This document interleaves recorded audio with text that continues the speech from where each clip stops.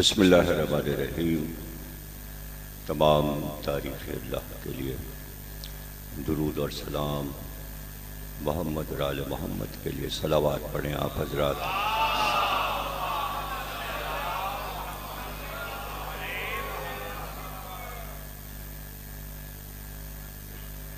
मशहूर व मारूफ इरशाद पैगंबर है, अपनी मजलिसों को ज़ीनत तो ज़िक्र अली से।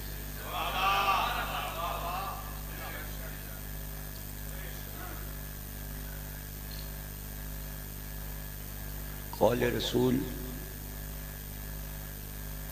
कौल अली, कौल मासूमीन।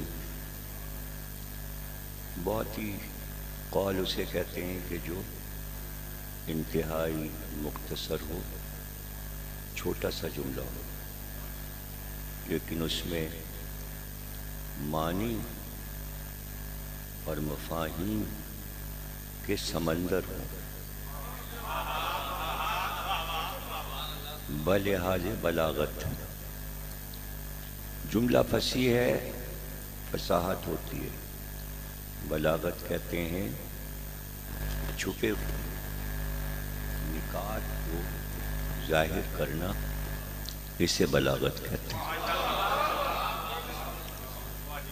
चूंकि पैगंबर पे जो उतरा वो सब फसी था, लेकिन जब उसी को अली ने समझाया तो वो बलीग हो गया।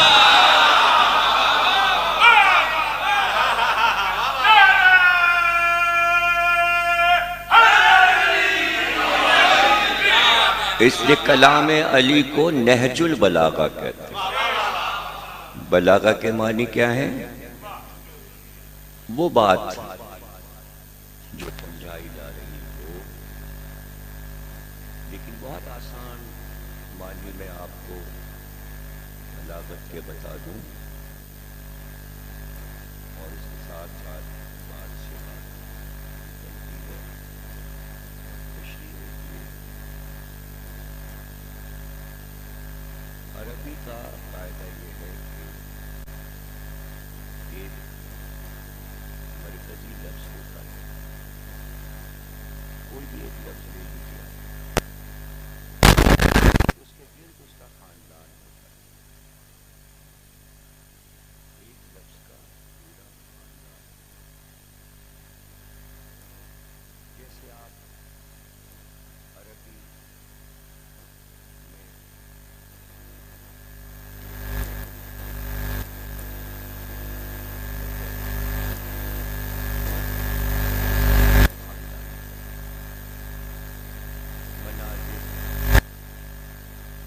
मंजर, नाज़िरात,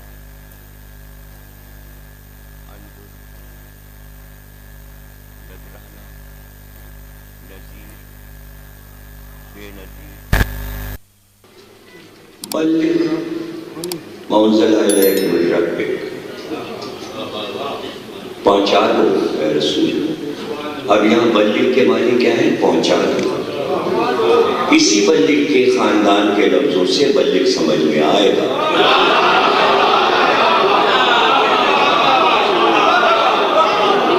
यहां सब तर्जुमा करते हैं बल्लिग के मानी पहुंचा दो।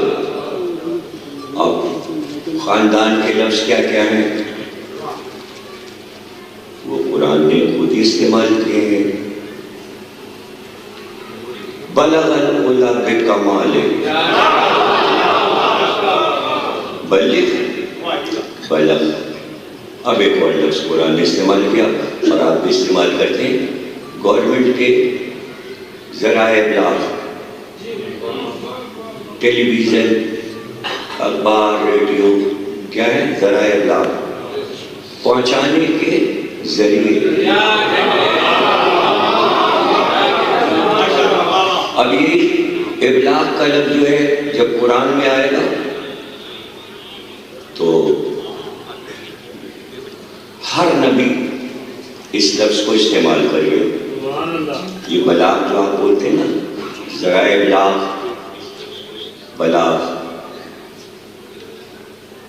कोई नबी ऐसा नहीं है जिसने, कुरान बता रहा है कि हर नबी जब अपना काम कर चुका था और उसका काम खत्म हो जाता था तो अल्लाह कहता था तुम्हारा काम खत्म हो गया, अब तुम आखिरी सलाम करो कौम, बस हो गया, तुम्हें जो काम करना था हो गया, आ जाओ। तो अल्लाह कहता है कि हर नबी सबसे आखिर में अपनी कौम से जो खिताब करता था उसमें कहता था वमा अलैना इल्लल बलागुल मुबीन।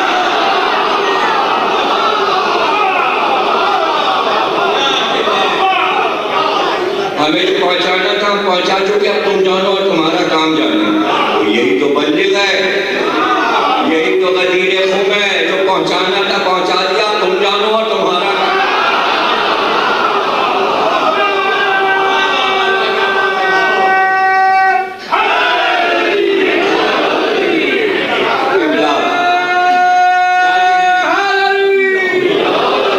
इसी से बुलूग है, इसी से वाजिब है, इसी से बलागत है, ये सब खानदान के लफ्ज है, बलीग तरीन।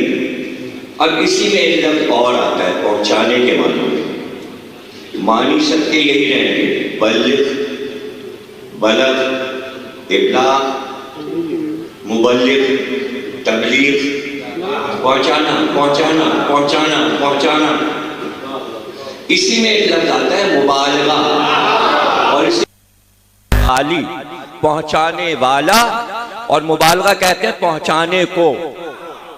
इस पे वाह नहीं कर पाए आप, इसलिए कि आप खानदान के एक लफ्ज को समझे ही नहीं। मुबालगा भी इसी में आता है। अब देखिए क्यों रुकना पड़ा मुझे, तकरीर यहां से रमा हो जाती, चूंकि आप रुके तो अब मुझे भी रुकना पड़ेगा। जहां जहां आप रुकेंगे मुझे रुकना पड़ेगा, और वो वक्त ज़ाया होगा, वो एक्स्ट्रा वक्त है समझाने में। तो अब वो तो जाहिर है कि मौलाना हसन रजा साहब ने कहा बड़ी आसान उर्दू बोलिएगा। अब आसान की कोशिश कर रहा हूँ कि मज़ीद कितना पहुँचाने में आसानी हो, यानी बल्लिग में कितनी कोशिश करूँ मैं पहुँचाने में। देखिए मुबालगा के लफ्ज़ पे आप क्यों चुप हुए?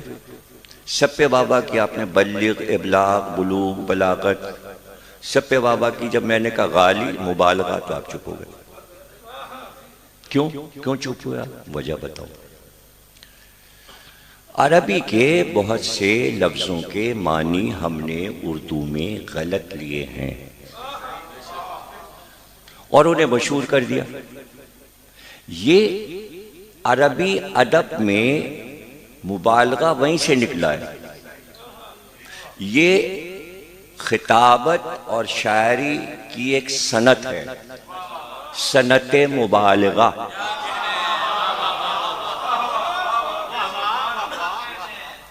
अब देखिए मुबालगे में जिसको कहते हैं कि मुबालगा हम क्या मानी लेते, बड़ा चढ़ा के झूठ बोलना, ये मानी हमने लिए हुए हैं। अरबी में ये मानी नहीं है। अरबी में जो मानी है वो अलग है, हम लोगों ने अपने मानी अलग लिए हुए हैं।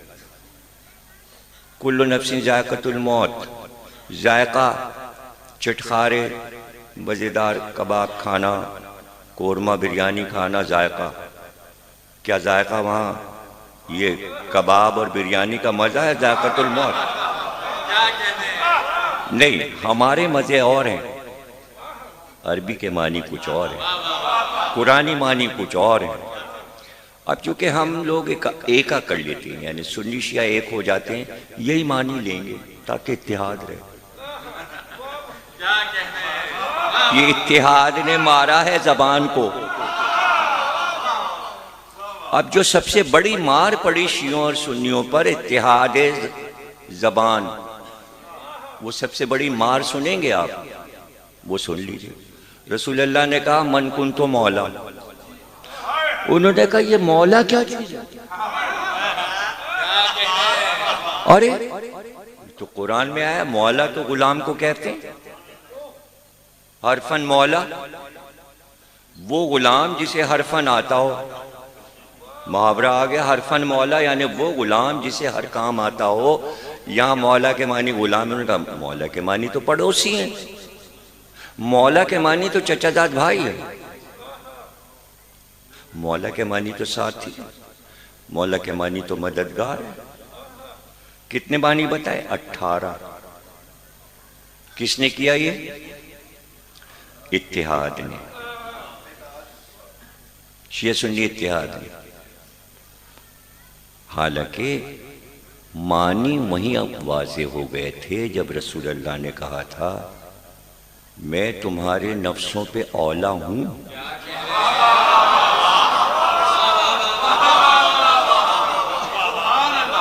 यानी तुम अपने नफ्स का जो फैसला करते हो, जाहिर है हर इंसान अपने नफ्स का फैसला करता है, तय कर लेता है ये करना है, अच्छा खाना खाना है, अच्छे फर्श पे सोना है, ये करना है, ये करना है। रसूलुल्लाह कह रहे हैं तुम जो भी तय करो, जब तय कर चुकोगे जो बात मैं कहूँगा वो औला है या जो तुमने प्लान बनाया वो औला है। औला भी तसर्रुफ हूँ नफ्सों में। सबने कहा बेशक हमारा नफ्स क्या है, हमारी सोच क्या है, आपकी बात औला है, मनवा लिया ना कि औला है, तब का ये अली तुम्हारा मौला है। मौला के मानी औला है।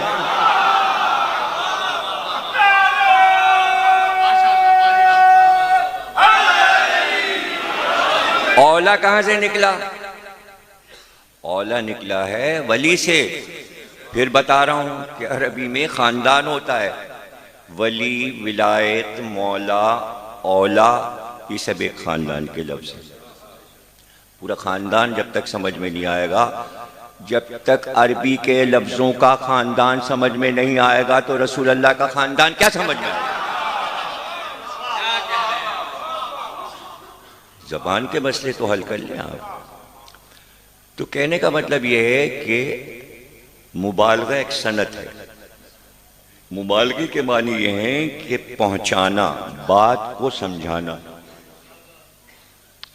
अब उर्दू अदब में अगर मुबालगे की कोई मिसाल, बहुत सी मिसालें दी जाती हैं, उसमें एक मिसाल है कि मसलन मीरनीस को ये बताना है, बात पहुंचानी है कि आशूर के दिन कितनी गर्मी थी,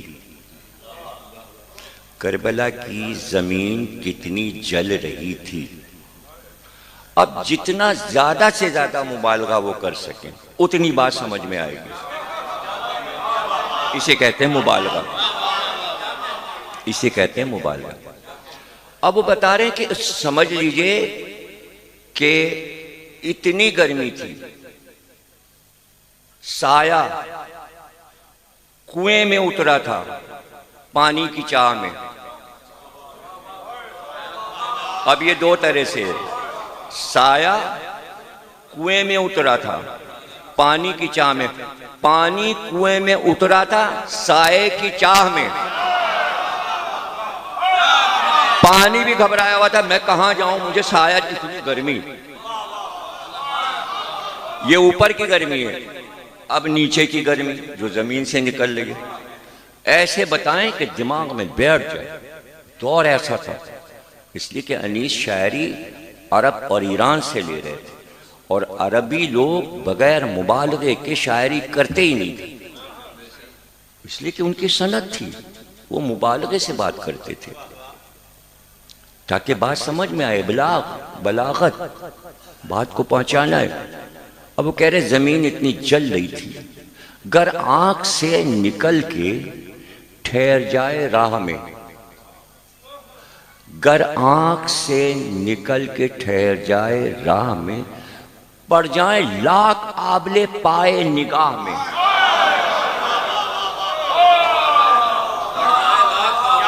देखिए ये बात नहीं हो रही कि झूठ बोला कि सच बोला, पता तो चल गया कि गर्मी कितनी थी, कि निगाह भी जल रही थी। इसे कहते हैं मुबालगा, इसे कहते हैं मुबालगा। यानी इतना बढ़ा चढ़ा के बात कहो किसी तरह तो समझ में आए। यही रसूल अल्लाह की पूरी लाइफ है, जिसे लोगों ने कहा कि हर वक्त अली के फजाइल पढ़ते रहते हैं, अली को बढ़ाते चढ़ाते रहते हैं, उसी को तो आज दोहराया जा रहा है।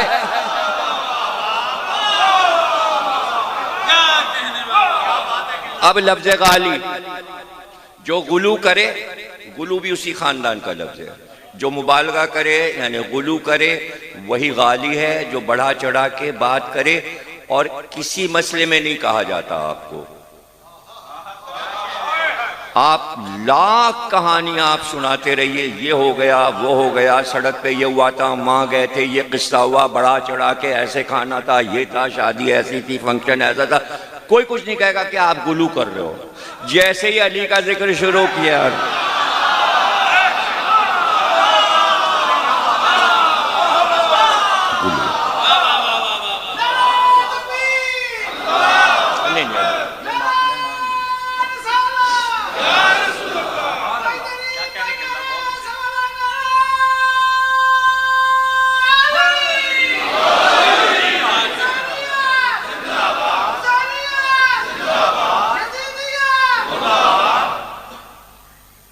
एक आयत है, मशहूर सूरा है, सूरह नज्म, कसम से शुरू होता है वन्नज्मि इज़ा हवा। उसके बाद आयत है मज़ल्ला साहिब वमा गवा, तुम्हारा साहब गुमराह नहीं हुआ। माज़ल्ला, अल्लाह को कहना पड़ा। अब इसको समझ लीजिए कि साहब क्या है। हम लोग तो लफ्ज़ इस्तेमाल करते हैं, फलाने साहब, फलाने साहब, ये कुरानी लफ्ज़ है, आयत का लफ्ज़ है साहब। लफ्ज़ से लफ्ज़ बनते हैं अरबी में। जो साहब होगा, जो उसके गिर्द बैठे होंगे, उनको क्या कहेंगे? असहाब। साहब एक ही है इस्लाम में, कुरान की नज़र में, वो है रसूल अल्लाह। जो गिर्द बैठे हैं सब असहाब। साहब की वजह से असहाब है, असहाब की वजह से साहब नहीं है।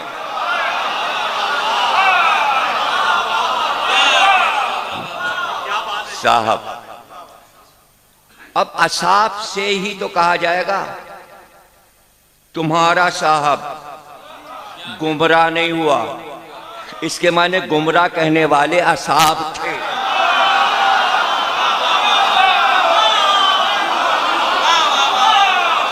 अरे भाई, कोई हिंदुस्तान के मोदी पार्टी के लोग तो नहीं वहां पहुंच गए थे ना। ट्रम्प के लोग, अमेरिकन या इस्राएल के यहूदी तो नहीं पहुंचे थे ना।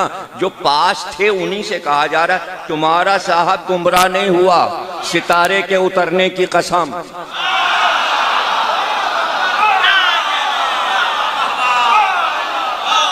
ये आयत क्यों आई कि तुम्हारा साहब गुमराह नहीं हुआ? इसलिए ये आयत आई कि कुछ लोगों ने ये कहा था कि अली की मोहब्बत में रसूल गुमराह हो गए हैं। इसलिए अल्लाह ने कहा मा ज़ल्ला साहिबकुम, तुम्हारा साहब गुमराह नहीं हुआ। अली की मोहब्बत में गुमराही नहीं है।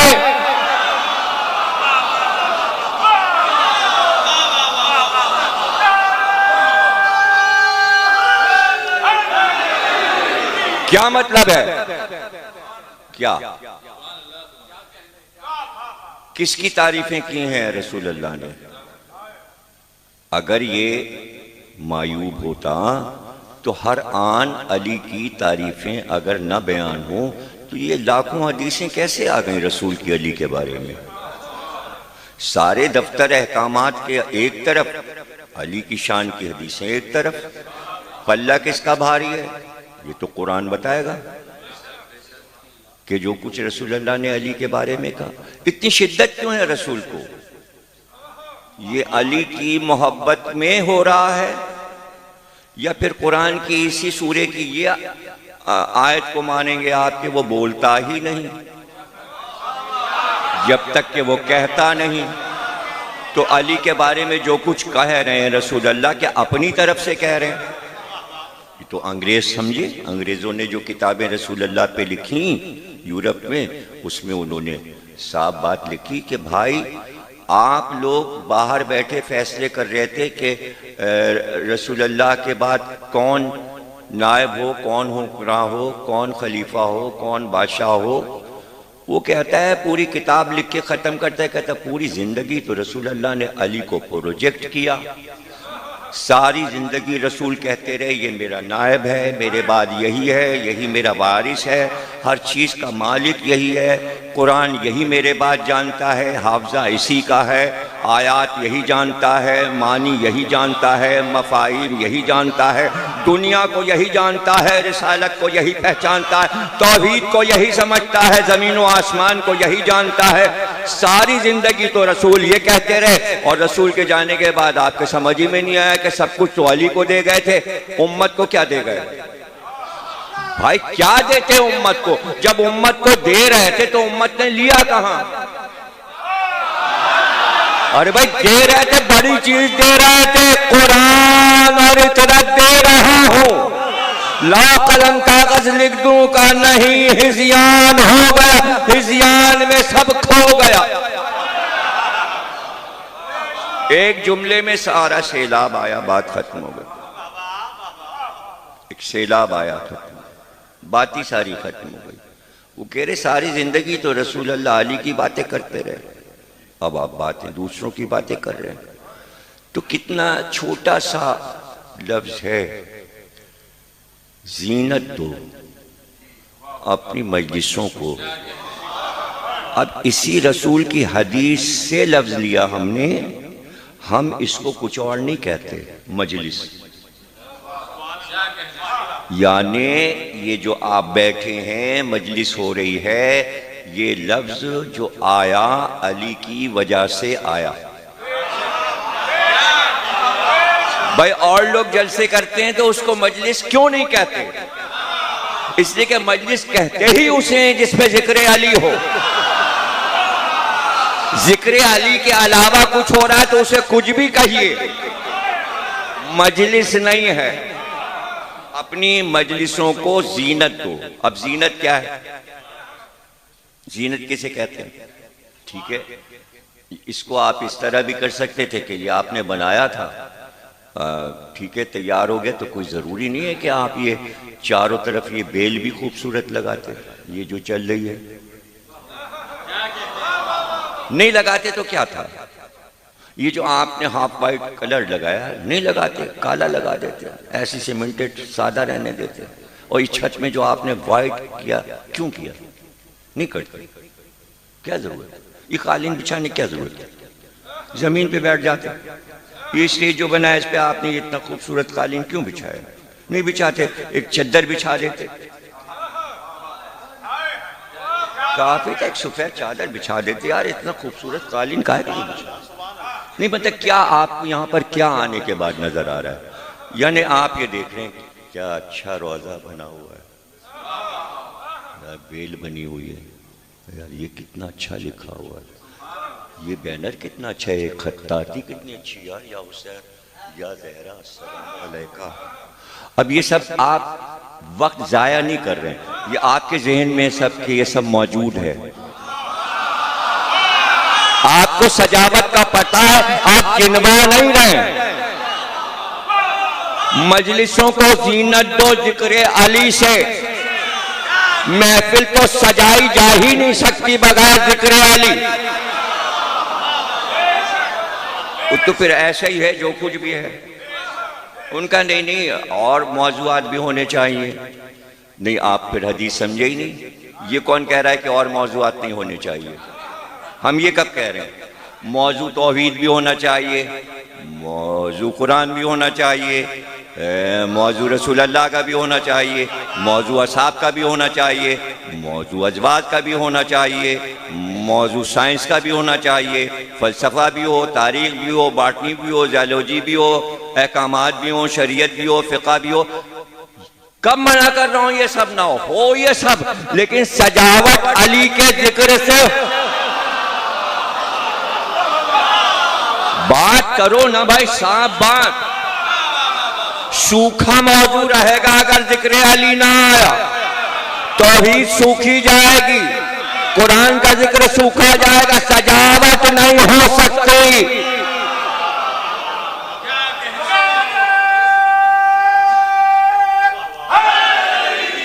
मैं जीनत समझाऊंगा, मैं मजलिस समझाऊंगा, मैं हदीस समझाऊंगा। जो ये कह रहे हैं, जो भी कह रहे हैं, और कुछ भी कह रहे हैं, सब आपको पता है, बताने की जरूरत नहीं, सब आपको मालूम। हम ये कह रहे हैं कि कोई भी जिक्र आप करें, जिक्र कोई मना नहीं है, कुछ भी करें, लेकिन आप उसको समझा नहीं सकते। आपके हम पूरा अशरा पढ़वाएंगे तौहीद पे, किसने रोका है? इल्म मार्फत कहते हैं तौहीद को, इल्म इरफान है तौहीद, पढ़वाएं। पढ़ के चला गया, समझा जो दे तौहीद तो मैं जानूं बगैर जिक्र अली है। मिसालों में तो आपको लाना पड़ेगा अली, और मिसालों में दो तरीके से अली आएंगे, समझा कीजिए। तौहीद पढ़ रहा हूं मैं, अली दो तरीके से आएंगे।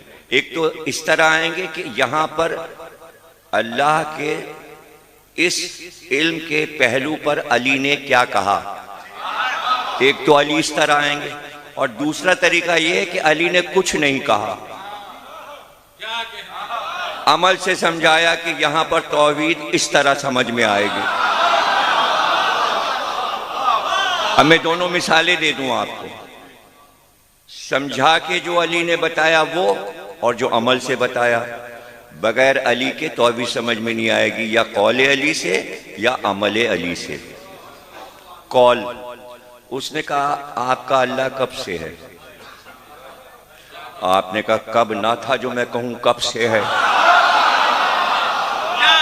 देखिए छोटे से जुमले में बलागत हो गई ना, इसी को बलागत कहते हैं, बात को पहुंचा देना। पहुंच गई बात, इसीलिए नहजुल बलागा कहते हैं अली के कलाम को। पहुंच गई बात कौल से, अब अमल से। लोग टूटे पड़े थे। नहजुल बलागा में मौला ने खुद ही कहा कि इतना इज्तिहाम था बैत करने वालों का कि हसन हुसैन उस मजमे में कुचले जा रहे थे। दोनों बच्चे मजमे को हटा रहे थे, वो टूटा पड़ा था मन, पहले मेरा हाथ, पहले मेरा हाथ। हजारों लाखों का मजमा अली पर गिरा पड़ रहा था बैत करने के लिए, चौथी खिलाफत के लिए बैत हो रही थी। हालांकि एक बैत खूबसूरत तरीके से, मुहज्जब तरीके से गदीर में हो चुकी थी।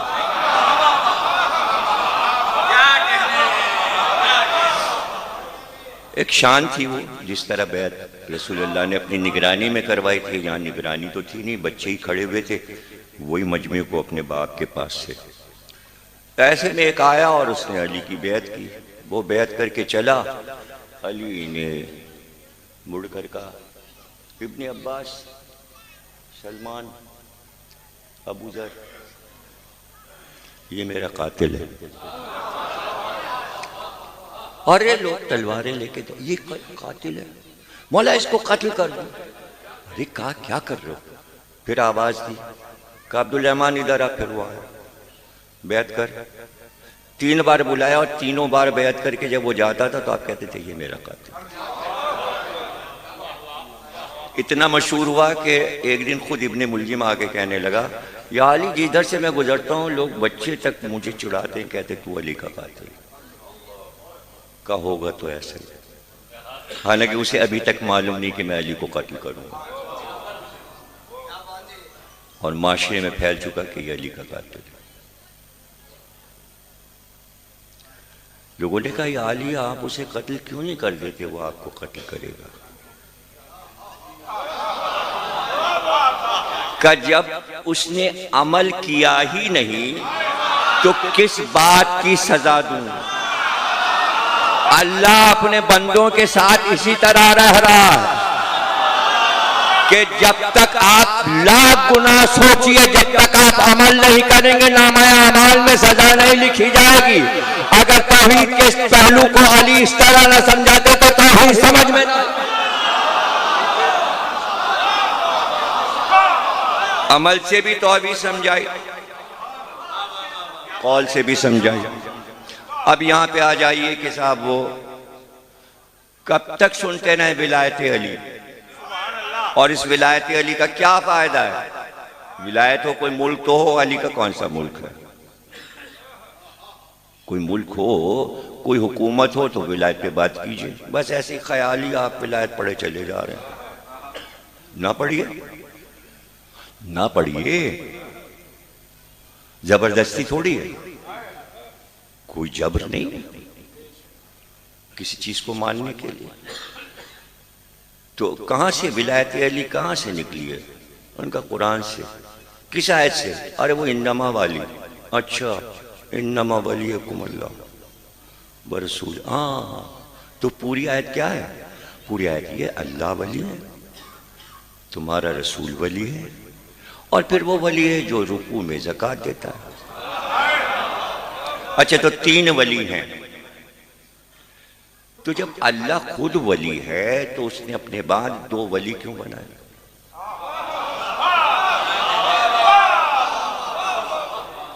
खुद मुख्तार है, सब चीजें उसके पास हैं, कायनात उसकी अपनी है, फिर उसको ये जरूरत क्या पड़ गई कि रसूल भी वली हैं और अली भी वली हैं? ऐसे बस कुरान में लफ्जियात इस्तेमाल हो रहे हैं, कोई मानी नहीं। जिस मानी में अल्लाह वली है उसी मानी में रसूल वली है। अच्छा, वहां तीसरे पे ये नहीं कहा अली वली, एक ऐसी बात रख दी कि जहां पर अली के मामले में लोग इसी तरह कपड़े फाड़ के जंगलों में निकल गए। बहुत लोग पागल हो चुके, आपको पता नहीं, दिमागों पे असर हो गया कि यहां पे करें क्या। देखिए, अगर कह देता अब रसूल के बाद अली वली है तो कोई भी वली बन सकता था। ऐसा वाकया आप बताइए जरा, ये अल्लाह उसको कह रहा है। अब अगर इसको आयत को हटा लीजिए तो मैं तमाम शिया सुन्नी सारे लोगों से पूछता हूं कि ये आयत समझिए कुरान में नहीं उतरी, माज़अल्लाह। और मैं सबसे पूछूं कि आप नमाज पढ़ते हैं ज़ोरैन की, मगरिबैन की, जब आप रुकू में होते हैं और ऐसे में मैं पहुंचूं और पीछे खड़े हो जाऊं और मैं कहूं भाई मैंने 2 दिन से खाना नहीं खाया, ए भाई आप मुझे 10 रुपए दे दीजिए, मैं एक चपाती रोटी, एक खमीरी रोटी ले लूं, तो आप क्या करेंगे? रुकू तोड़ के जेब से 10 का नोट निकाल के देंगे? आप कहेंगे अहमद को तो मर जाओ, हम अपना रुकू तोड़े। अजय, दुनिया में कहीं ऐसा हुआ है? मुझे बताइए, दुनिया में कभी किसी नबी के दौर में, रसूलुल्लाह के दौर में कि साहब रुकू कर रहे हैं, रुकू हो रहा है और फकीर आ गया और उसने कहा कि भाई साहब रुकू बाद में कीजिएगा, कुछ दीजिए? नहीं हो सकता ना भाई। तो ये अल्लाह क्या कर रहा है? खुद ही कह रहा है कि खुशू और खुशू से नमाज पढ़ो, ना इधर देखो ना उधर देखो, ना किसी की सुनो, शोर शराबा भी हो रहा हो तो तुमसे क्या मतलब, तुम हमारी बारगाह में हो। यहाँ अजीब वाकया हुआ कि अली रुकू में थे, फकीर मस्जिद में आया, उसने कहा परवरदिगार मैं भीख मांग रहा हूँ, मेरे बच्चे भूखे हैं, यहाँ मेरी कोई सुन ही नहीं रहा। अच्छा तो ठीक है, अब तेरे घर से भी मैं मायूस होके जा रहा हूँ। उधर वो मुड़ के चला, इधर अली ने अंगूठी यूं करके गिराई।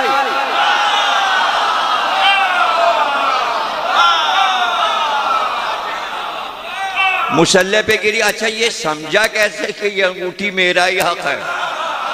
जाना बूझा फकीर है,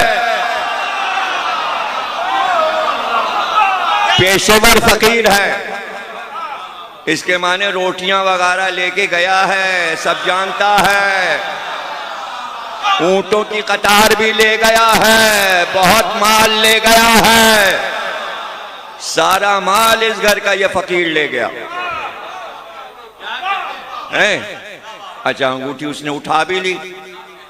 अब अजीब मसला है कि रुकू में जिसने ज़कात दी, अल्लाह ने उसे ज़कात कह दिया, रुकू में दे दिया। किसी ने ये न कहा रसूल अल्लाह से ये अल्लाह ने कैसी आयत उतारी है? अली के इस अमल को अल्लाह ने रजिस्टर्ड कर दिया। अच्छा, जब आयत आ गई थी तो अब इसमें बहस की गुंजाइश थी। इमाम राजी ने कहा लेकिन साहब नमाज तो रुकू में खलल तो आ गया, इसलिए कि साइल की आवाज अली ने सुनी। अब जवाब देने वाला भी तो ऐसा हो जवाब आया। जवाब कोई इस दौर में थोड़ी आया, ये बात तो रसूल अल्लाह से कही गई थी कि अगर ऐसा वाकया हुआ है तो इसके माने अली रुकू में फकीर की आवाज सुन रहे थे तो ध्यान तो नमाज से हट गया। तो रसूल अल्लाह ने कहा तुम्हें ये पता नहीं, जब अली नमाज में होता है तो यहां नहीं होता, वहां होता है। फकीर ने यह कहा था तेरे घर से वापस जा रहा हूं, तो उसके घर में अली ने आवाज सुनी, यहां अब जहां उसका घर हो आश पे सुनी, फर्श पे आवाज नहीं सुनी। फकीर की आवाज पर अल्लामा इकबाल ने कहा कि आसमानों को चीर कर ऊपर जाती है, तो फकीर की आवाज आसमानों को चीर कर जब वहां पहुंची तो अली वहीं तो थे।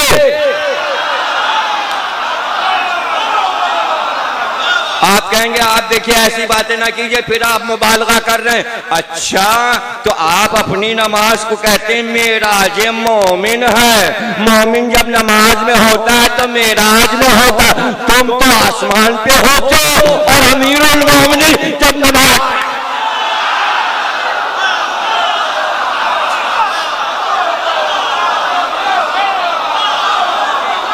माशाअल्लाह, जज़ाक।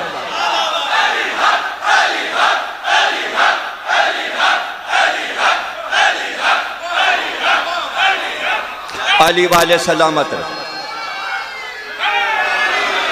सलामत रहे।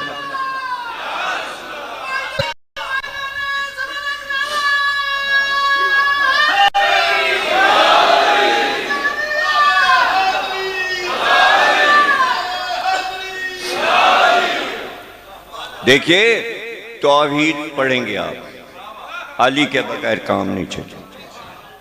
रिसालत आप पढ़ेंगे, अली के बगैर काम नहीं चलेगा। रिसालत नहीं चली अली के बगैर, आप जिक्र रिसालत की बात कर रहे हैं। इतनी तो देर अल्लाह ने लगा दी कि 40 बरस में रिसालत और नबूवत दी है ताकि अली 10 बरस के तो कम से कम हो जाएं, काम तो शुरू हो। अब देखिए लोग यही तो है ना, बलागत इसी को कहते हैं जो मैंने बात शुरू की, इसी को जीनत कहते हैं, इसी को बलागत कहते हैं। अच्छा आप बताइए जितने पैगंबर गुजरे सब आलिम थे, आदम से लेकर जनाब ईसा तक सब आलिम थे ना। हमारे सरकार भी आलिम थे। सरकार ने क्या कहा, मैं शहर इल्म हूं, अली उसका दरवाजा। तो सबके पास इल्म था। सारे अंबिया ने ये क्यों नहीं ऐलान किया हम शहर इल्म है? इल्म सिखाने तो आए थे।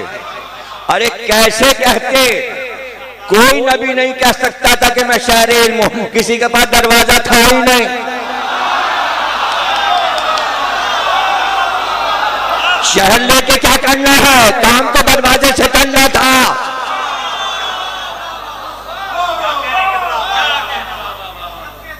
मैं शहर इल्म हूं, अली उसका दरवाजा। यही बारीकियां अली के जिक्र में हैं जिससे दुनिया जलती है। जिक्र अली से नहीं जलती। 2-3 चीजें बड़ी जमा हो गई। एक अली के जिक्र में निकात, बलागत। दूसरे जिक्र करने वाले का उस बारीकी को वाजे करना, और उस बारीक बात को अली वाले फौरन समझ लें और वाह करें, इससे सब जलते हैं। कोई शख्सियत मुझे आप बता दीजिए इस्लाम में, अभी उठ के कोई बता दे, अलावा इस घराने के। अली से मुराद समझा कीजिए सिंबल है। अली कहा रसूल का, अली कहा हसन का, हुसैन का, ज़ैनुल आबिदीन, मोहम्मद बाकी, जाफर सादिक, इमाम जाफर सादिक, मूसी काज़िम, इमाम अली रज़ी, मोहम्मद तकी, अली नकवी, हसन अस्करी, इमाम ज़माना, अबू तालिब, अब्दुल मुत्तलिब, बनी हाशिम। अली का मतलब ये है सारा माजी इनके खानदान का और मुस्तकबिल पूरा और हाल पूरा सब आ जाते हैं। बस एक अली में सब कुछ समाया हुआ। आप कहेंगे ये यार कैसी बातें करते हैं आप, इतनी दूर से आप मजलिस पढ़ने आए हैं यहाँ चकवाल में, कराची से जहाज से होके इतनी और चीज़ें आप ऐसी पढ़ रहे हैं, अली में कैसे सब कुछ आ गया? भाई आपको पता ही नहीं। मैथमेटिक्स नहीं आती ना पाकिस्तानियों को। अगर मैथमेटिशियन होते पाकिस्तानी तो आइंस्टाइन ना बन जाता। साइंस सारी मैथमेटिक्स पे है भाई। कंप्यूटर काहे पे बना? जब जीरो नहीं था तो क्या था? जीरो तलाश किया गया, तब गिनती हुई। जब गिनती हुई तो फिजिक्स केमिस्ट्री के सारे न्यूमेरिकल्स और तजुर्बात मैथमेटिक्स के जरिए हुए। और आइटम बम बना तो आदात पे बना। दुनिया आदात पे बनी। कौन? काफ के 20, नून के 50, 5 और 2 7। 7 के अदद पे दुनिया बनी। 7 का अदद किसका है? हजरत अब्बास का।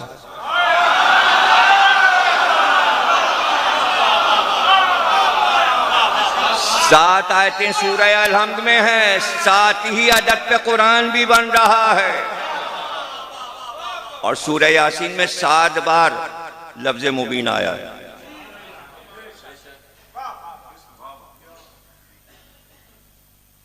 और 313 क्या है? बदर में कितने थे? 313 अदद 7।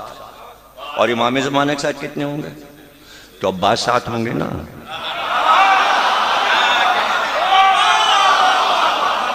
जब दुनिया बनी थी उस वक्त भी अब्बास मौजूद थे। जब सूरह अल-हम्द उतर रहा था जब भी अब्बास मौजूद थे। आप अब्बास की इस्मत ही नहीं जानते।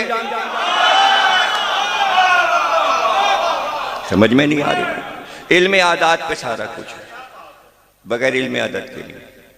अच्छा तो आइए इल्म आदत। अली के अदद कितने? 110। कैसे? एन के कितने हैं? 70। लाम के कितने? 30। ये के कितने? 10। जोड़ लीजिए 110 हो गया। अब जीरो की वैल्यू इल्म आदाद में ली जाती है जरूरत के तहत, फिर हटा के बात खत्म, फिर आदत आ जाता है। इसलिए कि रिपीट होता है। 10 के बाद 20, 30, 40, 50, 60, 70, 80, 90 और इस तरह 200, 300, 400, 1000 पे बाद गैन के 1000, ज़ज़्ज़क़, ज़ुआद के 800, ज़ोई के 900 और गैन के 1000। ये अबजद हव्वज़ उती का हिसाब है इल्म आदात। इसी तरह 92 मोहम्मद की। इसी तरह रब के 202 हैं, रे के 200 हैं, बे के अदद 2 हैं। रब कितना है? 202। अब जब आप पढ़ लीजिए अल्हम्दुलिल्लाह रब्बिल आलमीन। अब यहां पर बे जो है वो 2 बार इस्तेमाल हो रहा है। पढ़ता हूं मैं तो समझाता हूं कि दोनों तरफ इस्तेमाल हो रही है। अल्हम्दुलिल्लाह रब बिल आलमीन। आदि बे आलमीन की तरफ है, आदि अल्लाह की तरफ है। अगर बे दोनों तरफ से जुड़ी ना हो तो आलमीन अल्लाह को समझ ही नहीं सकते। और अली कह रहे हैं इस बे का नुक्ता मैं हूं। अल्लाह से अवाम का रिश्ता जोड़ने वाला अली। जिक्र अली के बगैर आप अल्लाह समझ लेंगे। वाह वाह वाह वाह वाह, ये कैसे हो जाएगा? अच्छा अब पूरा बे, यानी ये तो नुक्ता है और बे, पूरा कुरान बे में समाया हुआ है। और रब का लफ्ज जो है 202 है, रे के 200, बे के 2। मोहम्मद के 92, अली के 110। 110 और 92, 202। मोहम्मद और अली मिलते हैं तो रब।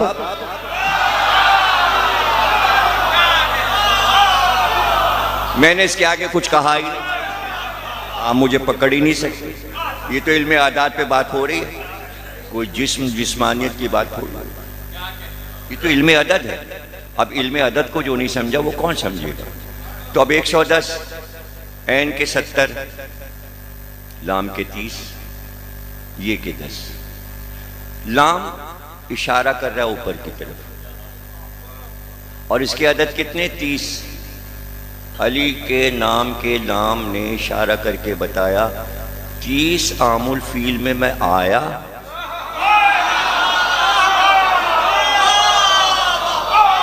और जैसे ही 30 में ये के 10 जोड़े, ये 40 हिजरी में शहादत।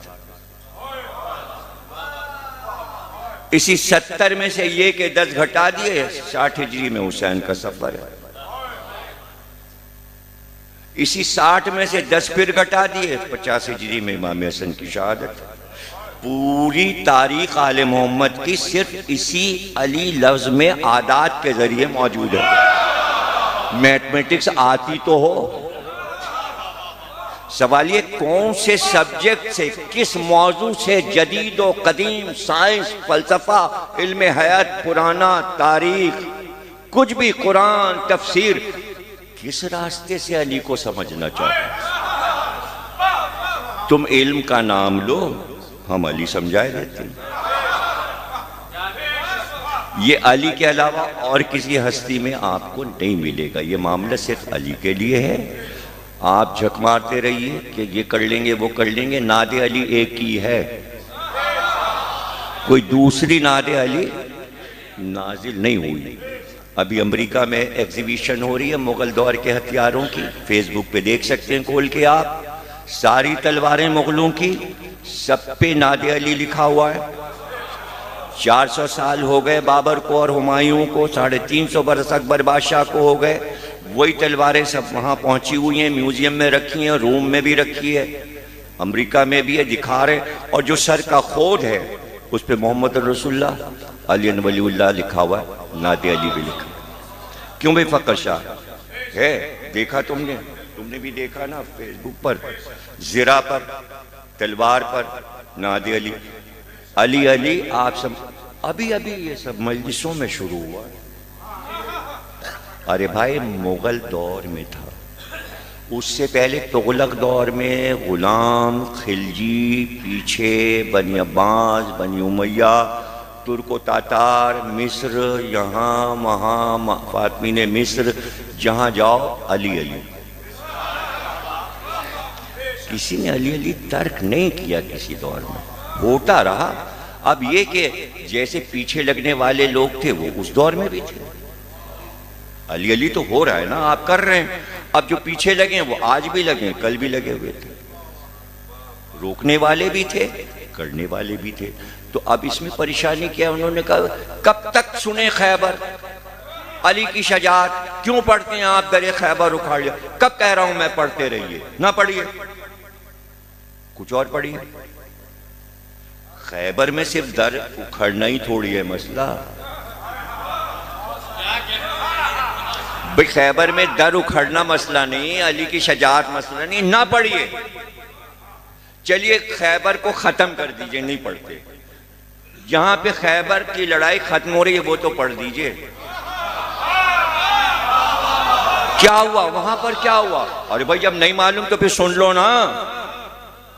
अब भाई जब सब फतह हो गया, सातों कले फतह हो गए, कला कमूज भी कब्जे में आ गया रसूलुल्लाह के जो सबसे ऊपर था, सातों कले जब तस्सीर हो गए तो उन्होंने कहा कि यहाँ से वहाँ तक, मीलों तक तो ज़मीनें, हमारे खेत और बागात और ये और वो, क्या करे क्या करे? तो रसूलुल्लाह की फौज दौड़ेगी और दौड़ के सारा हमारे बाग खेत उजाड़ देगी, क्या करे?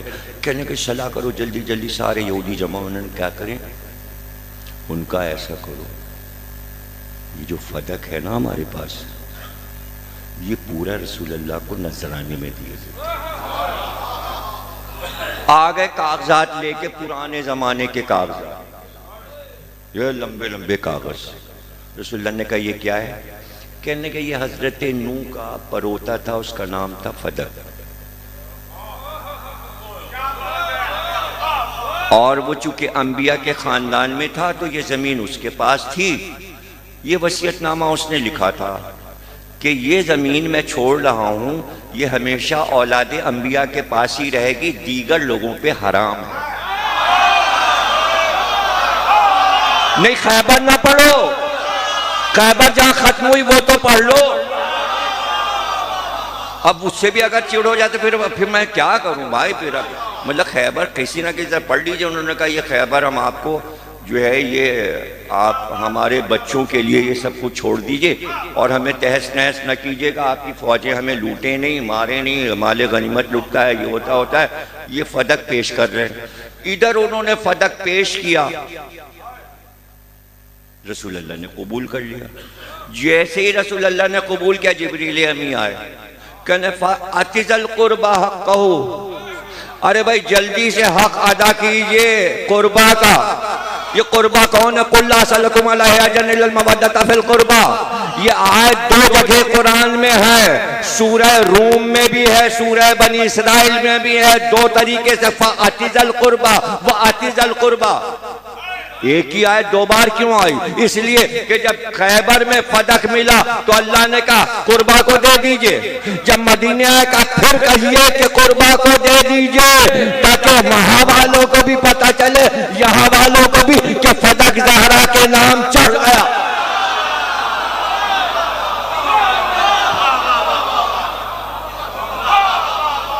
आप कुरान पढ़ लीजिए, आपको मिल जाएगा कि फदक के बारे में कितनी आयतें कुरान में। ए मुसलमानों, ये जो जमीन मिली है रसूल को, ये नजराना है, इस पे तुम्हारे घोड़ों के कदम नहीं पड़े, इसलिए कि ये माले फै है। माले गनीमत वो है जिस पे मुसलमानों ने घोड़े दौड़ाए हों, तो वो उनका हक है। अजीब बात है कि भाई रसूल अल्लाह जब खैबर चले तो पहाड़ी पहाड़ी के रास्ते चले, सहरा से नहीं चढ़े, बीच में फदक आता था। फदक से अगर घोड़े गुजर जाते तो मुसलमान कहते माले गनीमत।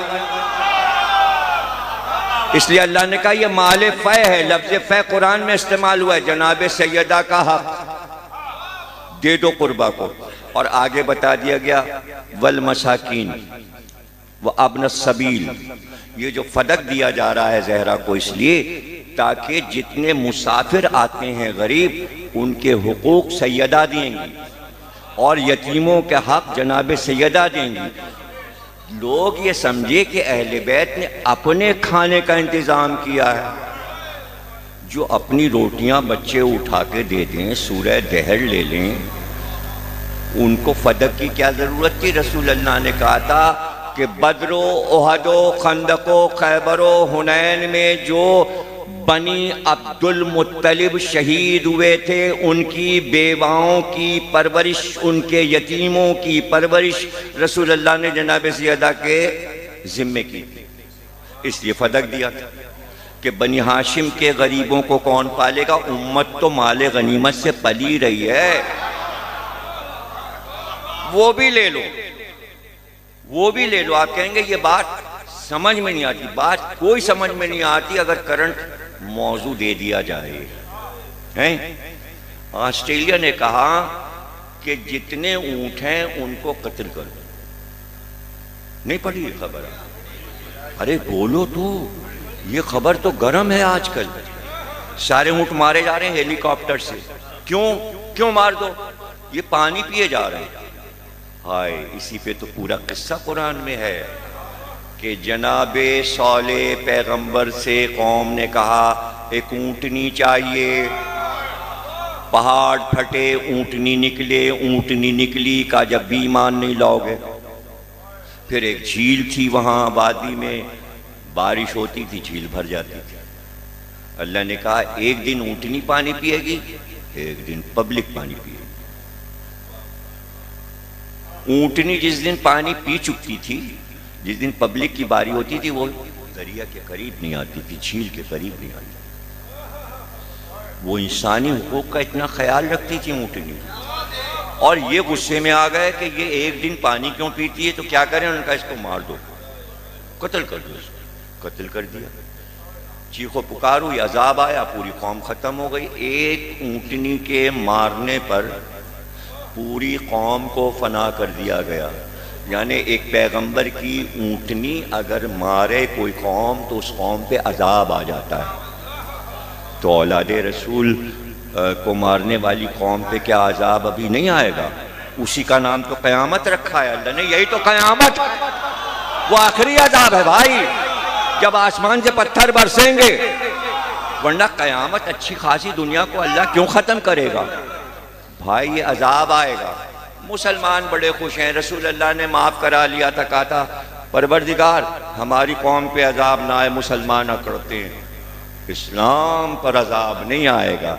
अरे आएगा, वो आखिरी होगा और उससे कोई बचेगा नहीं। वो तो तिरमिजी में भी है, शायसित्ता में भी है, बुखारी में भी है, मुस्लिम में। ये वाला अजाब तो सब जगह रखा हुआ है। सूर फूका और अजाब आया। अब रसूलुल्लाह पूरा मैशर बता रहे, यूं सूर फूकेगा, ऐसे जलजला आएगा, यूं पहाड़ ढूंढ जाए, और ये जमीन फटी, और वो आफताब, और ये चांद टकराया, और ये सब बता रहे रसूलुल्लाह। असहाब कांप रहे, डरे जा रहे, ऐसा होगा रसूलुल्लाह, ऐसा होगा। तो क्या होगा?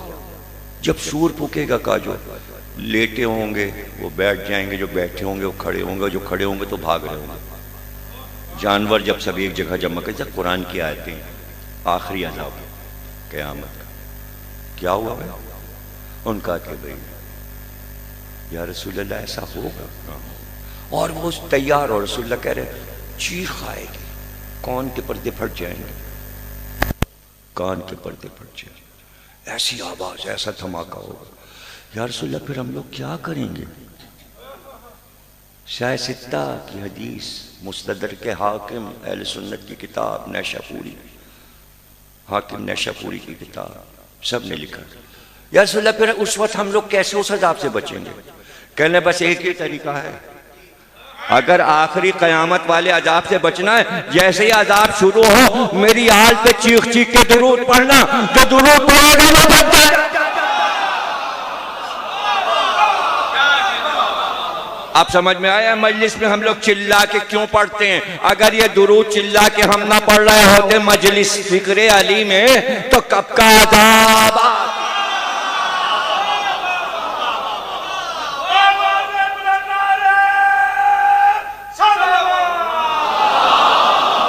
कब तक पढ़ेंगे आप खंदक? कब तक पढ़ेंगे कि वो छलांग लगा दी और ये हो गया, और अली ने उमर इब्न अब्दुल का सर काट लिया? कब तक पढ़िएगा मजलिस में? अच्छा नहीं पढ़ेंगे। खंदक में क्या बस यही एक सूरह अहज़ाब है पूरा कुरान? छोड़ दीजिए जो आपको अली से मुताल्लिक अगर शजाअत और जोर और ताकत ये सब बुरा लग रहा है, कुछ और ले लीजिए। खंदक तो पढ़ने दीजिए यार, कुरान में है सूरह अहज़ाब, पूरा सूरा खंदक का उतरा है। उसमें चूंकि बाद लोगों को गुस्सा आता है, वो अल्लाह ने बयान कर दिया कि सब लोग कहते भाग चलो, आज तो अल्लाह रसूल दोनों ने धोखा दिया। आयतें हैं कुरान में, हाँ कुरान में लिखा है, तारीख नहीं है। आज तो अल्लाह और रसूल दोनों ने धोखा दिया, भाग चलो। और वो पुकार, चलो चलो मदीने में बच्चे अकेले हैं, घर खाली, चलो चलो, सब भागने को तैयार। रसूलुल्लाह ने सबको रोका, का खंदक खोद दो सलमान, रात को कोई भाग नहीं ना पाए। चारों तरफ खंदक खुदवा दी, भाग के जाएंगे कैसे? खुदी तो खोदी, अब भाग सकते नहीं, पकड़े जाएंगे, खंदक में गिरेंगे भाई, छलांग कैसे लगाएंगे? इसलिए रात भर, रमज़ान का महीना, सर्दी थी बहुत ज़्यादा, सुबह को रोज़े भी रख रहे थे मुसलमान, और सर्दी भी बहुत ज़्यादा थी। यहाँ से ज़्यादा खुला मैदान था ना, तो ये तो इमामबाड़ा है, यहाँ तो सर्दी नहीं है इतनी, वहाँ बहुत सर्दी थी। उसी सर्दी में सब ने बेलचे ले ले के खंदकें खोदी, तो इसलिए खोदी ताकि भाग के ना जाए। तो जब भागना उन्होंने तय कर लिया था, तो रोकने की क्या ज़रूरत है? का रोका इसलिए कि बदर में भागे, वद में भागे, खैबर में भागे, मेरे शेर को लड़ते ही नहीं देखा। आज देखो कि कुल्ले ईमान कुल्ले कुफ्र से लड़ता कैसे है। अच्छा नहीं, ये तो हम सुन चुके हैं, ये तो सारे जाकिर पढ़ते, कुछ और। अच्छा तो कुछ और क्या पढ़े खंदक? चलिए फिर एक कोई अखलाकी पहलू ले लें, लड़ाई ना पढ़े मौला की। देखिए खंदक बगैर अली के तो सजेगी नहीं, खैबर बगैर अली के सजेगा नहीं, बद्र अली के बगैर सजेगा नहीं, ओहद अली के बगैर है ही नहीं। सब तो भाग गए थे, मैदान में था क्या? सजावट कहाँ थी? अल्लाह ने कहा पूरा मैदान ओहद का उजड़ गया, सजा दो। तो जिब्रील उतरते हुए आए जुल्फ़िकार लेके, ला फता इल्ला अली ला सैफ। सजावट जिक्र अली से, जीनत दो, जिक्र अली से जीनत दो। अच्छा चलिए ठीक है भाई, खंदक नहीं पढ़ते तो क्या करें? अच्छा चलो अखलाकी पहलू कोई ले लें। तो अखलाकी पहलू मैं सुनाए देता हूँ आपको। जंग, चलिए लड़ाई छोड़िए, लड़ाई कोई अच्छी बात नहीं है, लेकिन अगर कुफ्र और ईमान लड़ रहे हो तो अच्छी बात है। कुरान की नज़र में, कौले रसूल में, मुसलमानों की नज़र में हक व बातिल की लड़ाई कोई बुरी चीज़ नहीं है ना। लेकिन ठीक है, आप कहते हैं तो नहीं पढ़ते। अगर अली की जगह कोई और लड़ रहा होता तो शायद आप पढ़ रहे होते। वो हर लड़ाई में अली को लड़ना पड़ता था। अब उसकी भी देखिए अजीब वजह है कि अली को क्यों लड़ना पड़ता था। फदक का खुतबा दे रही थी शहजादी, खुतबा दे देते थे, कहने लगी क्यों? अब अली पहलू में खड़े हुए थे जनाब सैयदा के साथ, हसन हुसैन खड़े हुए थे, जनाब ज़ैनब, उम्मे कुलसूम भी थी, फिजा भी थी, उम्मे ऐमन भी थी, अस्मा भी थी, सभी खड़े हुए थे। अकेली तो गई नहीं थी बीबी, मौला अली साथ थे। तो आपने फरमाया, कहा जब जंग की आग भड़कती थी तो तुम भूल गए, जब चारों तरफ से तुम घिर जाते थे और दुश्मन तुम्हें घेर लेता था और तुम्हारी जानों पे बन जाती थी, तो उस भड़कती हुई जंग की आग में मेरे बाबा हमेशा अली को भेजते थे, तुमको नहीं भेजते थे। तुम्हें कलेजे से लगा के रखते थे, अपने पास बिठाते थे और अली को भड़कती हुई जंग की आग में भेज देते थे। क्या तुम इस एहसान को भूल गए कि अली को भेजते थे? और तुम जब मेरे बाबा अली को भेजते थे, यहां पर मैं जुमला कहता हूं कि मासूम की जबान से मासूम के फजाइल कुछ और ही लुत्फ पड़ जाता है। इसमें बीच में रावी नहीं है, बीबी विलायत अली बयान कर रही हैं। फरमाती हैं भरे दरबार में, कहती हैं तुम बगलें बजाते थे, जब अली जाते थे तो तुम ये कहा करते थे, अब आज तो ऐसा पहलवान आया है कि ये अली को कत्ल कर देगा, अब तो अली का लाशा आएगा आज मैदान से। तो तुम बगलें बजाते थे कि लाशा आएगा, लेकिन मेरा शौहर उसको कत्ल करके बड़े से बड़े पहलवान को जब फाते आता था तो तुम उसको इस तरह देखते थे जैसे मुसलमान ईद के चांद को।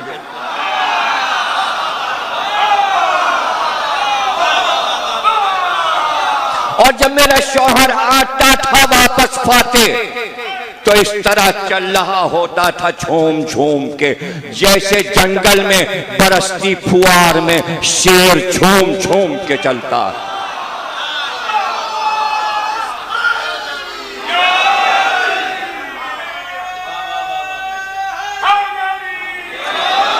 अब वक्त कुछ भी हो जाए मुझे नहीं मालूम है, मुझे आप घड़ी दिखा दीजिएगा कि भाई अब आपके 2 मिनट रह गए, 4 मिनट रह गए, तो मैं मसाइल पढ़ के तकरीर ख़त्म कर दूँ। तकरीर तो हो ही गई, अब आप खुश हो गए, ज़िक्र अली से खुश हो गए, सवाब हो गया। अब 2 अखलाकी चीज़ें पढ़ दूँ भाई, खंदक किसी और रुख से पढ़ दो, चलो अखलाकी पढ़ दो।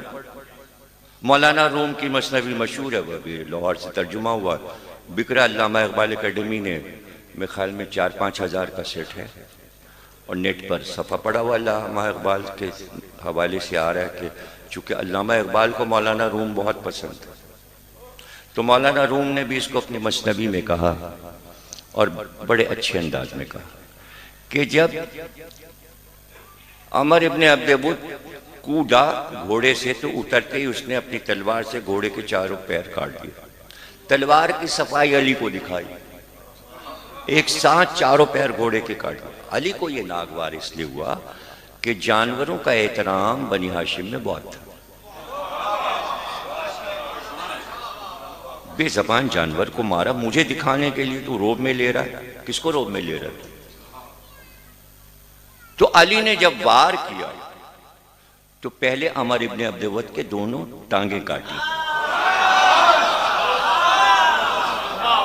बेज़बान जानवर का इंतकाम अली ने जालिम से पैर काट दिया। अच्छा, जब पैर कट जाए तो आदमी बेकार, वो गिर गया। जब वो गिर गया तो अली उसके सीने पे बैठ गए और आपने तलवार से चाहा कि इसका सर काट लें। जैसे ही सर काटने लगे तो उसने माज़अल्लाह लुआबे दहन अली के मुंह की तरफ फेंका। वो लफ्ज़ मैं इस्तेमाल नहीं कर रहा जो अच्छे नहीं, इसलिए मैंने कहा लुआबे दहन उसने अली के चेहरे पर फेंका। जिसे कहते हैं ना कि चांद का थूका मुंह पे आता है, तो यहां मैंने लफ्ज़ थूक इस्तेमाल नहीं किया। ये एहतियात वाली खिताबत ऐसे इसी तरह करता है, समझे ना आप, एहतियात से मैंने एक बात कही। अली हट गया, उसकी सीने से हट गए और टहलने लगे। अब यहां मौलाना रूम कहते हैं, रवायत में तो बहुत कुछ है, मौलाना रूम कहते हैं कि उसने फारसी जबान में उन्होंने बड़े सजा के कहा, ए बहादुरों के शहबाज, शहबाजों के शहबाज, शजात की मैदान में परवाज करने वाले जवान, अब मेरी जिंदगी बेकार है, तू मेरा सर काट ले ताकि मेरा खात्मा हो जाए, मेरी मुसीबत खत्म हो जाए। तू हट क्यों गया? तूने सर काटते काटते मेरा सर क्यों नहीं काटा? तू टहल जाए, आ जा, मेरा सर काट ले। मौलाना रूम।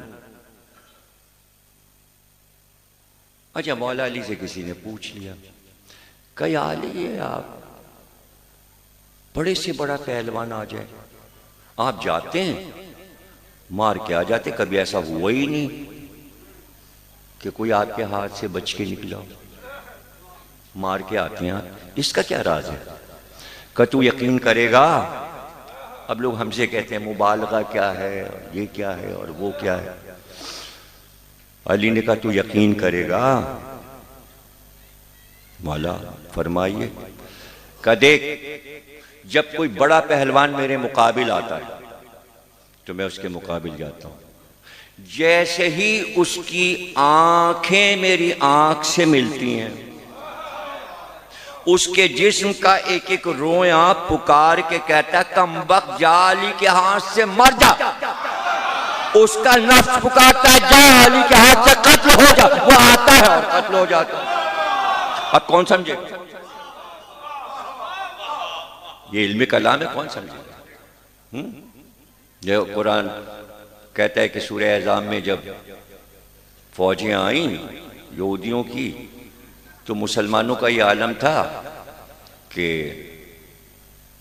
कुलूबुल हनाजिर, उनके दिल, हंजरा कहते हैं हलक को, यहाँ ये हंजरा, उनके दिल यहाँ आके अटक गए। क्या दुनिया में ऐसा हुआ है? कहीं सुनने में आया कि दिल ऊपर की तरफ आके मुंह की तरफ आया हो और हलक में अटक गया हो?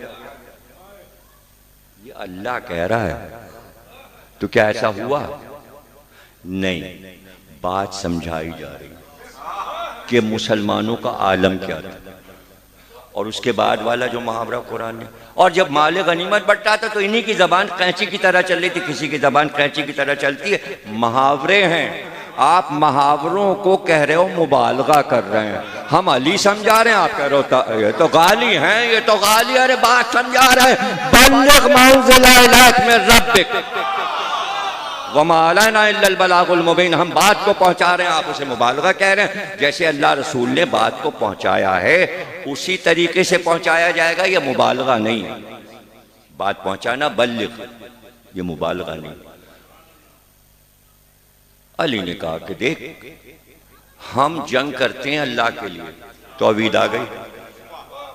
हम तेरे सीने पे बैठे थे, तूने हमारे साथ बेअदबी की, अगर हम सर काट लेते तो वह हमारा जाती मामला हो जाए, हमारा गुस्सा उसमें जिस अली ने अपने जलाल और गुस्से को तौहीद के काम में शरीक ना होने दिया हो, लोग कहते हैं कि अगर खिलाफत अली का हक था तो तलवार क्यों ना निकाल। बात ही नहीं समझ में आती है भाई कि जाती मामलात और हैं। चूंकि मेरा गुस्सा जाती है, मेरी जात से ताल्लुक रखता है, मैंने कहा गुस्सा खत्म हो जाए, सर तो अल्लाह के लिए काटना है ना। तौहीद का काम कर रहा था, आ गई तौहीद। अच्छा, अखलाकियात पाकिस्तान में बड़े आपने ये नारे सुने होंगे, इस नारे का जवाब अली ने कैसे दिया था सुन लीजिए। अब आपको मैं बताऊंगा थोड़ी कि वो क्या नारे दगे थे कभी और लोग क्या कहते थे अवाम पाकिस्तान में, आप खुद ही समझ जाएंगे अभी जब मैं बात कहूँगा कि हाँ ऐसा तो सुनने में आया था, कराची के लिए सुना था और फलां फलां फलां। 7 7 अदद पहलवान अमर इब्न अब्दुवुद के साथ आए थे। सातों टक्कर के थे।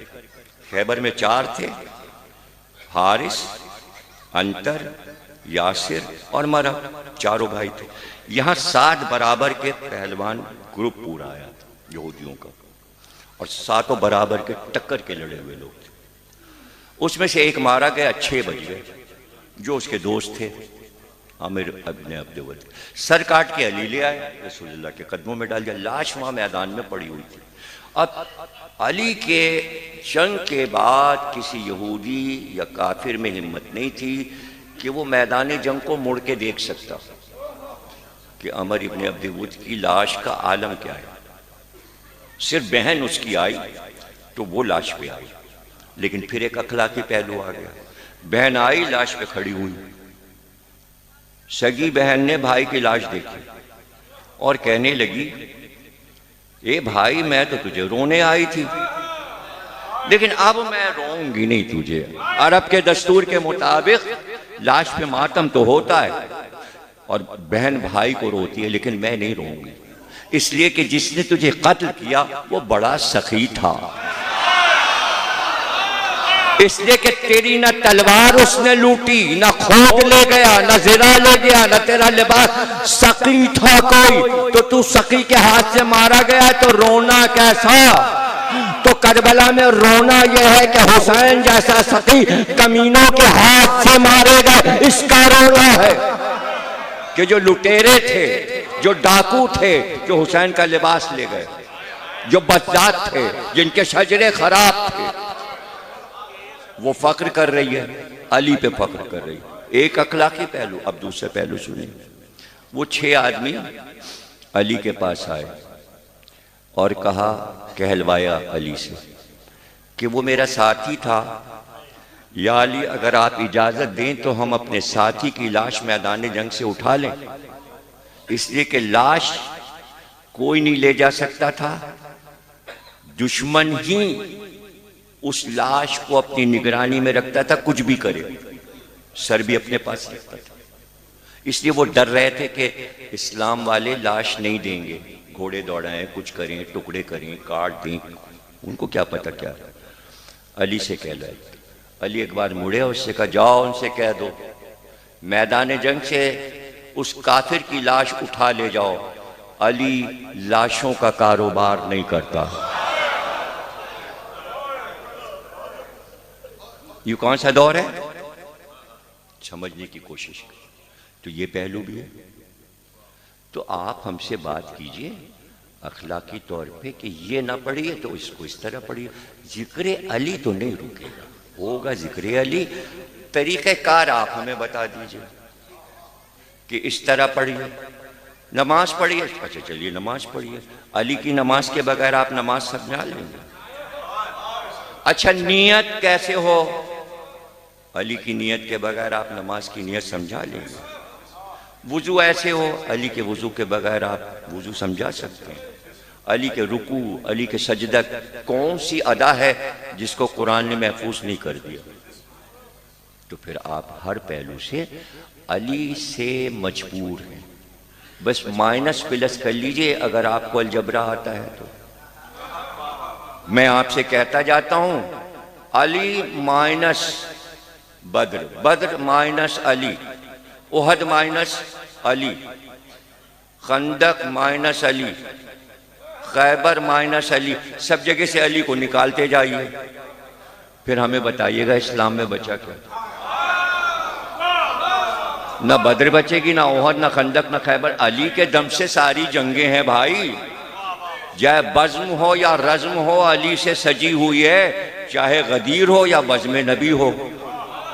बज़्म नबी रात के सुबह के 4 बज जाते थे, दोनों भाई बातें करते थे तो वहां से नारे आते थे कि कितना वक्त अली लिए ले रहे हैं रसूल का। इस पे भी झगड़ा था, इसलिए कि रसूल अल्लाह जहाँ होते थे वहीं अली को बुला लेते थे, आ जाओ आज पूरी रात बातें करेंगे। तो अब इसी पे कोई जला चला जा रहा, तो हम क्या करें? काना फूसी पे आयत आ गई कि रसूल अल्लाह को कान कह दिया। ये गदीर खुन के खुतबे में आपने कहा मेरा नाम कान रखा है अली, जो मैं तुम्हारे कान में बातें करता हूँ ना, तो इन्होंने मुझे कान कहना शुरू कर दिया। आयत है, कुरान में आयत है ये कि रसूल को कान कहा गया। तो कुरान, हदीस, तारीख सब मिलाओ, उसके बाद देखो कि अली कहाँ कहाँ है। कौन सी आयत है भाई? अब्दुल्ला इब्ने अब्बास से रावी ने पूछा, रजुल मतालिब सुन्नी किताब, अमृतसरी की किताब, उसमें लिखा उनका भाई यही होंगी, कोई समझ लो कि 300 आयतें अली की शान में आई। रावी ने कहा बस, अब्दुल्ला इब्ने अब्बास बस, कहाँ ये तो समझ लो कि 1000 आयतें अली की शान में आई। रावी ने कहा बस। उनका क्या बस बस कर रहा है, पूरा कुरान अली की शान में आया है, सुन्नी हदीस है। अब 2 तरह से अली के लिए कुरान है, और ये जुमला मैं ही कह सकता हूं समझा के, हर एक इसको कह भी नहीं सकता। या तो जो आयतों में अहकामात आए वो अली ने करके दिखाया, या वो आयतें कुरान में है जो अली करते गए, आयतें बनती गई। 2 तरह कुरान बन गया।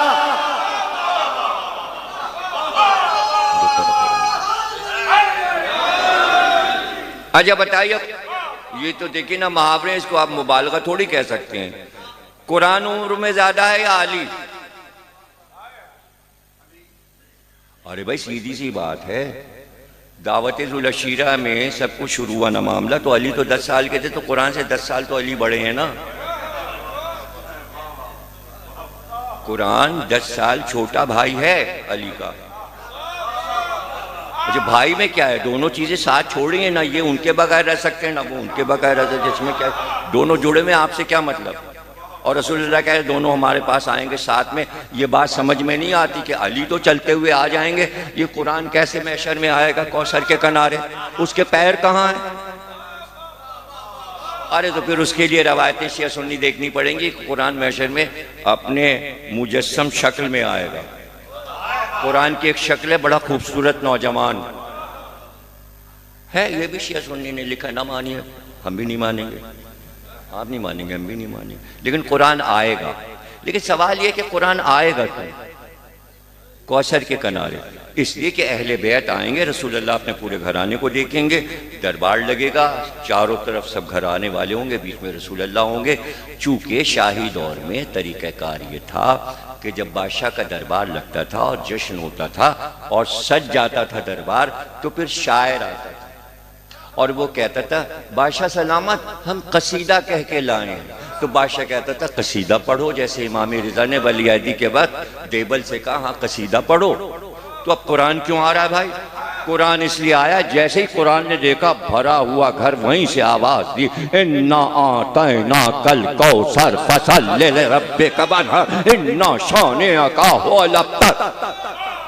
दरबार लगा कौसर, ये कौसर से कौसर का रब्त है, इसलिए रसूलुल्लाह ने कहा कौसर तक ये साथ आएंगे, छोड़ के जा रहा हूं, ये कभी अलग नहीं होंगे। दोनों उंगलियों का इशारा गदीर में किया और कहा यूं दोनों साथ हैं और दोनों साथ साथ हम आएंगे, इनमें जुदाई नहीं है। तो कहने का मतलब ये कि किसी तरह आप चैन लेने दीजिए। और जिक्र अली पर ये तो खैर है कि कुछ शिया और कुछ सुन्नी दोनों में कुछ चपकलिश चल रही है, हमारे समझ में कुछ नहीं आया कि क्या मामलात हैं। हम तो एक बात जानते हैं कि हमें जिक्र अली करना है। अब रह गया कि जिक्र अली करने का तरीका भी आपको बता दूं कि 2 पोर्शन में, 2 तरीके से। रसूलुल्लाह ने कहा था जिक्र अली करना, तो सलमान ने कहा हम करेंगे, अबू ज़र ने कहा हम करेंगे, हुज़ैफा ने कहा हम करेंगे। एक दूसरा ग्रुप भी था, उसने कहा हम भी करेंगे। इन्होंने तो बस कहा हम जिक्र अली करेंगे। सलमान, अबू ज़र, मिक़दाद, इन लोगों ने कहा हम करेंगे। दूसरा ग्रुप बड़ा अजीब था, उन रसूलुल्लाह ने कहा बैत करो, मेरे हाथ पे वादा करो, जिक्र अली करो। सबने कर लिया, जिक्र अली करेंगे। ये हजरत अली फरमा रहे हैं नहजुल बलागा में, मैं अपने जुमले नहीं दोहरा रहा हूं ना कोई रवायत पढ़ रहा हूं। आपने फरमाया लेकिन कुछ लोगों ने, जिसमें सबसे आगे अम्मार यासिर थे, तुम्हें पता है मेरा जिक्र करने के लिए किस शर्त पे बैत की थी? सिर्फ ये शर्त नहीं थी कि या रसूल अल्लाह आपके बाद हम अली का जिक्र करेंगे, इनकी बैत का तरीका कुछ और था। वो सुन लीजिए और तकरीर खत्म हो गई। यही हमें करना है और इसी पे अमल करना है। मौला अली ने फरमाया, अम्मार के ग्रुप ने इस वादे पर बैत की थी कि हम जिक्र अली करते रहेंगे। जिक्र अली का दुश्मन हमें मलामतें करता रहा, लानतें करता रहा। जब भी हम उनकी मलामत और लानतों को बर्दाश्त करेंगे, जिक्र अली नहीं छोड़ेंगे, मलामत करने पर भी। वही हमें करना है। दुनिया कुछ कहे, जिक्र अली करना है, अम्मार की तरह और मीसम की तरह। जज़ाकल्लाह। ये बैत और है, सलमान व अबू ज़र की बैत और है। उन्होंने कहा जिक्र अली करेंगे। यहां क्या मसला है? यहां ठकेला जाएगा, ठटके दिए जाएंगे, मगर हम नहीं छोड़ेंगे। अम्मार ने कहा, मीसम ने कहा, कंबर ने कहा, जबान कटे, सर कटे, कुछ भी हो, जिक्र अली जारी रहेगा।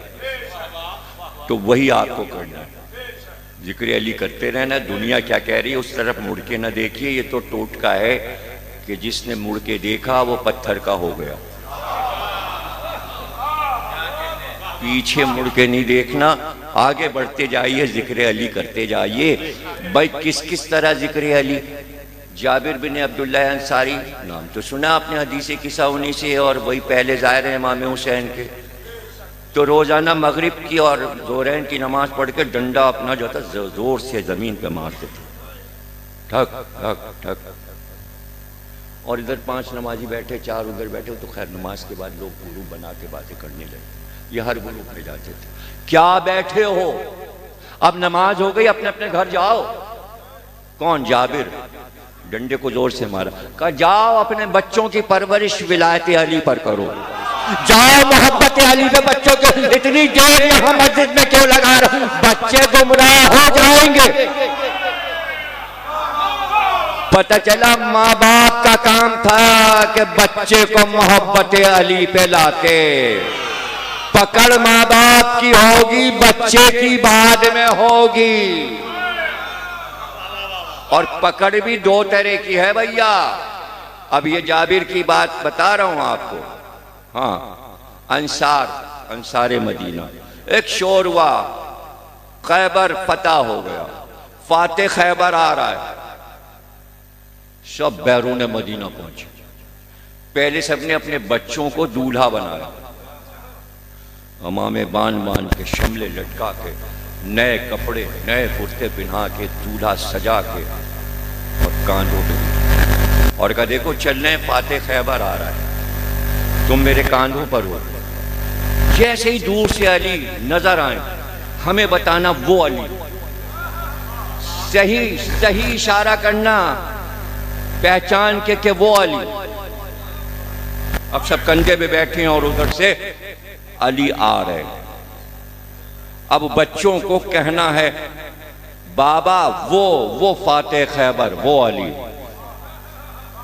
क्या मंजर होगा, क्या मंजर होगा। एक बार बच्चों ने शोर किया, अपने अपने बापों को मुखातिब करके कहा वो फाते खैबर, वो अली, वो अली। तो जैसे ही बच्चों ने नारा लगाया, सारे बुजुर्गों ने नारा लगाया, फाते खैबर आ रहा है, नारों की छाओं में। और जब अली की सवारी गुजर गई तो बच्चों का शुक्रिया बापों ने अदा किया। कि अगर तुम अली को ना पहचानते तो पता है क्या करते? कांधे से उतार के एक टांग रख के तुम्हें चीर देते कि तुम्हारी मां ने खयानत किया।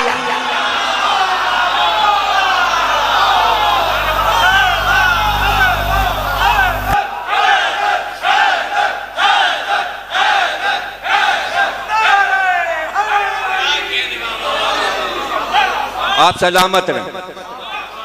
इतना तो बच्चों को मैं याद करा दूं ताकि महशर में जब अली की सवारी आए तो हमारे बच्चे पुकार कर कहें वो फातिह खैबर आया, वो साहिब विलायत आया।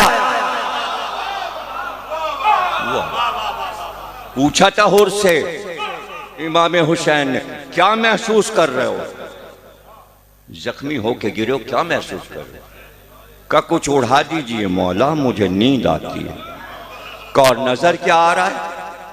का जमीन से आसमान तक नूर नजर आ रहा है और मैं अली को देख रहा हूं जो गिरता था करबला में। हुसैन उससे पूछते थे क्या नजर आया? का अली आया, कौसर का जाम लिए खड़े हैं, रसूलुल्लाह खड़े हैं, अली खड़े हैं, इमाम हसन खड़े हैं। तो इतना तो पहचान हो जाए ना कि जब आए सरे बाली तो हम खुश तो हो लें कि अली का दीदार हो। 7 जगह अली का दीदार होगा मरने के बाद, 7 मकामात। इतना तो पहचान लो। रसूलुल्लाह ने कहा ठीक से पहचान लो अली को। बाली पे आएंगे, फिर कब्र में आएंगे, फिर उसके बाद बरज़ख में आएंगे, फिर उसके बाद मीज़ान पे आएंगे, सिरात पे आएंगे, जन्नत के दरवाजे पे मुलाकात होगी। अल्लाह अकबर। रावी कहता है, अल्लामा मजलिसी ने सफ़र लिखा है, मुर्दे का सफ़र, बरज़ख का सफ़र।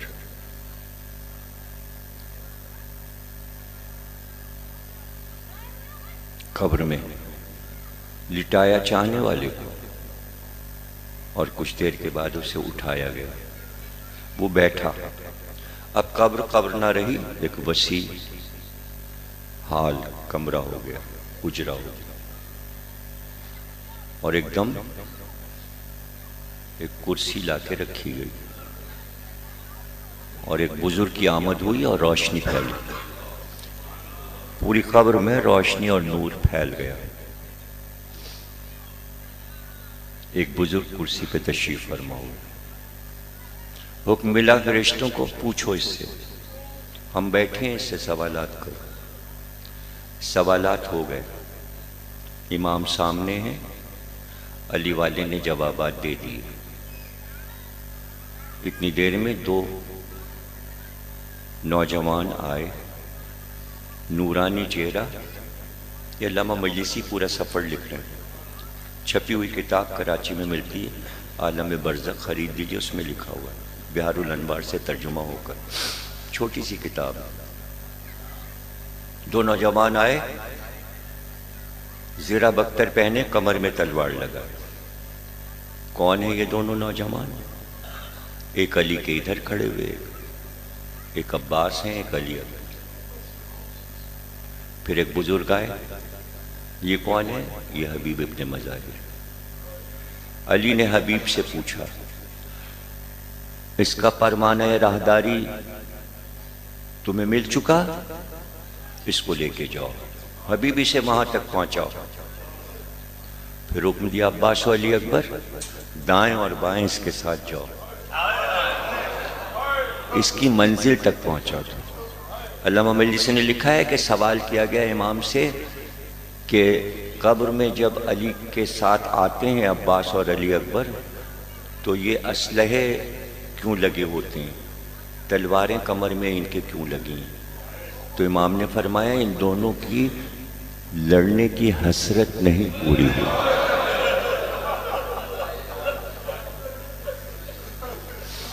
ना अब्बास नुसरत हुसैन में लड़ सके, ना अली अकबर लड़ सके। इसलिए जब तक के ज़हूर इमाम ज़माना में दोनों लड़ नहीं लेंगे, अब्बास अली क्या जंग करेंगे? अब्बास अली अकबर। और करबला में क्या जंग थी? इसलिए कि एक हाथ में अलम दे दिया, एक हाथ में मशकीज़ा दे दिया, बच्चों के लिए पानी लाओ, और अब्बास क्या लड़े? अली अकबर के लिए कहा कि हाँ तुम लड़ना, हुसैन तुम्हारी जंग देख रहा है। तो अली अकबर ने जंग की इस इत्मीनान पर कि बाप मेरी जंग देख रहा है। खुशी ये थी अली अकबर को कि जिस चचा से तलवार चलाना सीखी, जिस बाप की निगरानी में बचपन में बाप ने कमर में तलवार बांध दी, और फिर मैंने मदीने में रोज़ाना सुबह तलवार चलाना बाबा के सामने मशक की है। तो तो बाबा कम से कम देख तो लें कि इस तलवार की लाज मैंने कैसे रखी। चूंकि ऐसे लड़े थे अली अकबर कि अपने मुकाबिल रूमी पहलवान को मार कर कत्ल करके फाते बनकर अली अकबर ने घोड़े को कावा दिया और वापस आए। इमाम हुसैन देख रहे थे अली अकबर को आते हुए। करीब आकर हजरत अली अकबर घोड़े से कूद पड़े और बिल्कुल पहलू में इमाम हुसैन के खड़े हो गए और गोशे हुमायूं ने इमामत में झुक कर कोई बात की। इमाम हुसैन रोने लगे। फिर अली अकबर ने पूछा, कहा बाबा आपने मेरी लड़ाई देखी, आपने मेरी जंग देखी? कहा बेटा तुम्हारी जंग देखी। कहा बाबा मैं कैसा लड़ा, कैसी जंग की मैंने? कहा अली अकबर तुमने तो मेरे बाप की जंगें याद दिलाती। तुमने तो यूं जंग की जैसे खैबर में अली लड़े थे। तुमने तो इस तरह जंग की जैसे खंदक में अली लड़े थे। क्या जंग की तुमने अली अकबर?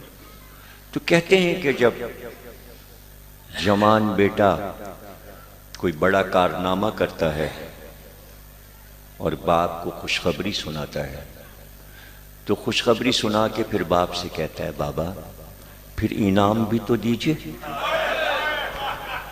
ये बेटे के नाज होते हैं बाप से।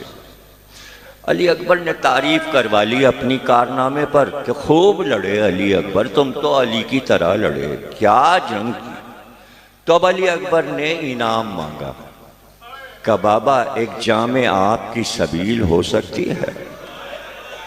अब छोटा इनाम मांगा या बड़ा इनाम, लेकिन ऐसा था इनाम कि हुसैन ने कहा अली अकबर बाप मजबूर है, फुरात सामने है मगर पानी नहीं पिला सकता। बस आपकी आवाज़ें बुलंद हो गई। जाकरीन जाहिर है कि सुबह से पढ़ रहे हैं और खूब पढ़ रहे हैं माशाल्लाह। कोई जवाब नहीं है पंजाब के जाकिरों का, जैसे मसाइब पढ़ते हैं जो अभी इसके बाद पढ़ेंगे, जो इससे पहले पढ़े लाजवाब पढ़ते हैं, बेहतरीन पढ़ते हैं। मैं तो बहुत कम मसाइब पढ़ता हूँ इसलिए कि मुझसे तो पढ़े ही नहीं जाते, मैं रोने लगता हूँ, इसलिए मैं बहुत थोड़े मसाइब पढ़ता हूँ। अली अकबर चले गए, घोड़े पे सवार हुए चले। आप सोच रहे होंगे मैं अली अकबर के मसाइब क्यों पढ़ने लगा, बीबी का जिक्र क्यों नहीं कर रहा हूँ? इसलिए कि आप सुन नहीं पाएंगे। सुन लीजिए, वाहिद ज़ात अली अकबर की है करबला में कि जो सबके नुमाइंदे। देखिए हुसैन खुद रसूल अल्लाह के नुमाइंदे, अब्बास अली के नुमाइंदे, कासिम इमाम हसन की नुमाइंदगी कर रहे हैं, जनाब ज़ैनब जनाब फातिमा की नुमाइंदगी कर रहे हैं। लेकिन अली अकबर पंजतन के नुमाइंदे हैं, इसलिए कि सबको अली अकबर से प्यार है, पंजतन पाक को। तो बड़े नाज हैं अली अकबर के, इसलिए कि अली अकबर जब दुनिया में आए तो चूंकि करबला के बड़े शहीद हैं तो अल्लाह से मांग के लाए। अल्लाह ने कहा शक्ल हम अपने हबीब की देते हैं तुम्हें, तुम शक्ल में मोहम्मद हो। तो अली ने आवाज दी, फिर शजात मैं देता हूं और नाम मैं देता हूं।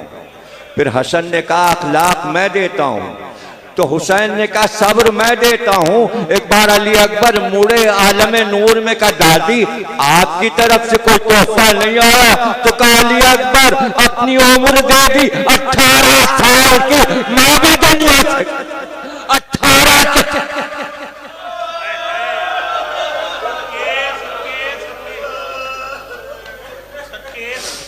18 जब चले गए अली अकबर आए और वापस चले गए।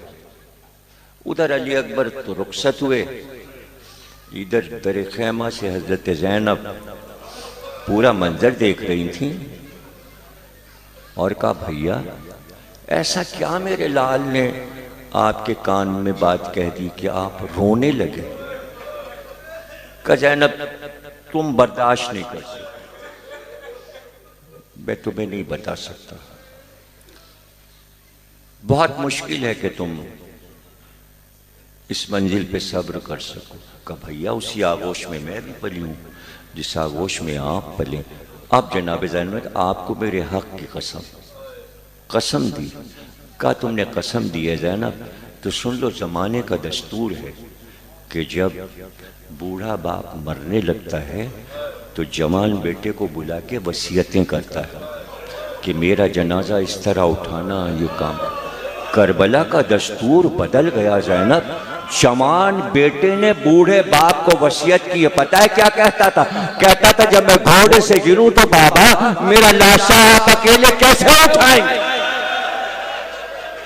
अब जरा तसव्वुर कीजिए, अली अकबर का लाशा और हुसैन के हाथ।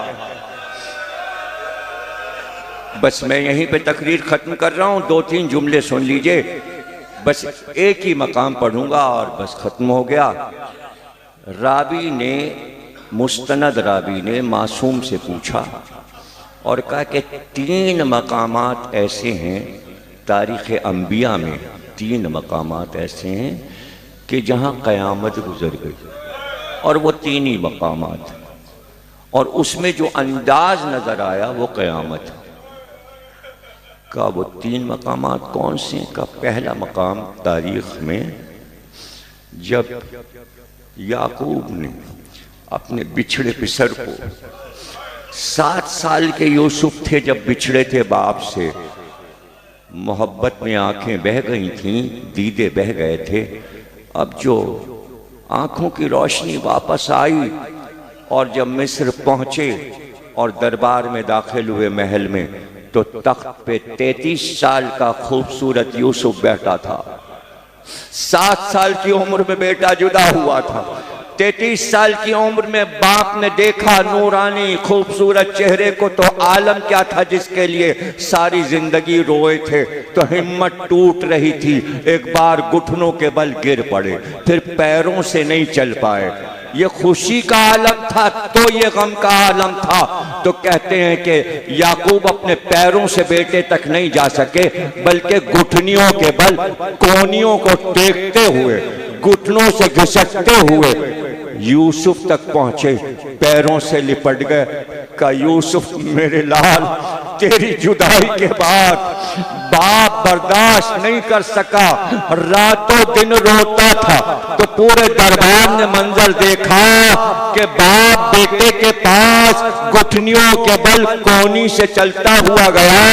रावी कहता है दूसरा मकाम वो था कि जब हुसैन के घोड़े ने अली अकबर के लाशे तक हुसैन को पहुंचाया तो हुसैन ने अपने आप को घोड़े से गिराया, लेकिन फिर पैरों से चलकर अली अकबर के लाशे तक न गए, बल्कि घुटनों के बल कोनियों को टेकते हुए, घुटनियों से चलते हुए अली अकबर तक पहुंचे। चेहरे को अपने सीने पर अली अकबर के रख कर वाला दिल अली अकबर, मेरे जानी अली अकबर, मेरे लाल अली अकबर। अब रावी कहता तीसरा वक्त वो था कि जब ज़ैनब माँ के कब्र पर जन्नतुल बकी में पहुंची और सामने माँ की कब्र नजर आई, तो एक बार अपने आप को गिराया, घुटनों के बल, कोनियों के बल चलते हुए कब्र ज़हरा पे पहुंची।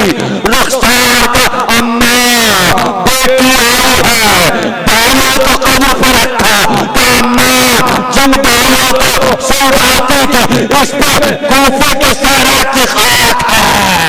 अम्मा ये कहकर ज़ैनब ने चादर हटा, अम्मा मदीने की रात अंदर लौट कर देखा कि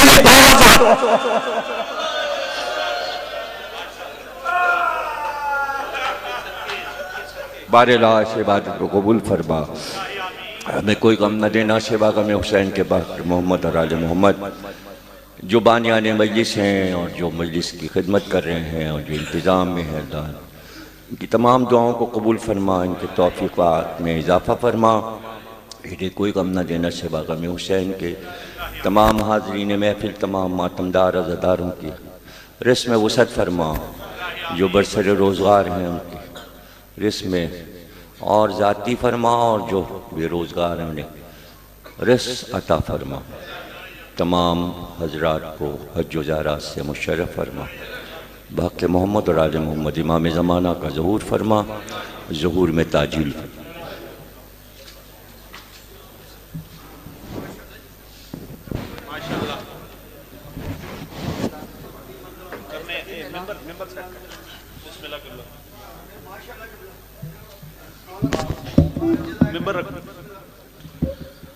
बैठा है मुतमईन अली अकबर की लाश पे, बैठा है मुतमईन अली अकबर की लाश पे, शब्बीर